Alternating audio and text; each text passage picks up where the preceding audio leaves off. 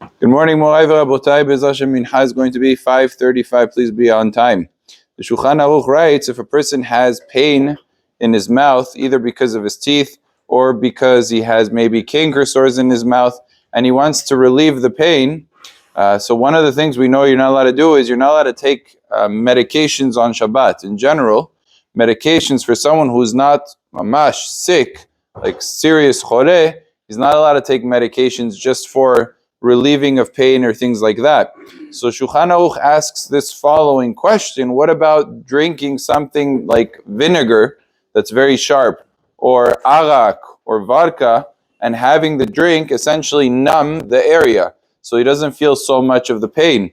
Is that permitted to do? Because on the one hand he's doing it for purposes of medicine, but on the other hand it's a food item.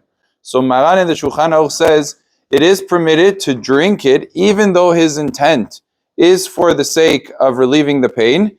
He is permitted to drink it because that's considered a normal form of doing it. It's not recognizable that he's doing it for refuah, for actual medicinal purposes. However, if he puts it in his mouth and he spits it out, which is very clearly that he's doing it for refuah, that would be problematic. Also, the Mishnah Berurah adds, if he puts it in his mouth and he leaves it there for a good amount of time, and then he swallows it, that's also very indicative of refuah, of doing something for medical purposes, for relieving of pain purposes, and not for drinking, and that would also be asul. So basically, the Shulchan Aruch is saying to drink it normally, and that way it would relieve the pain. That is permitted because it's not recognizably the refuah.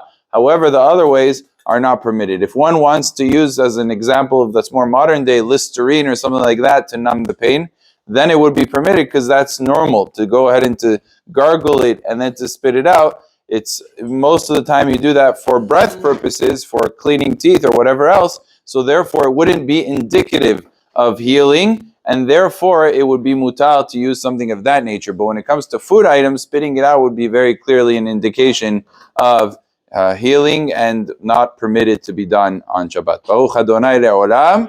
Amen ve'amen.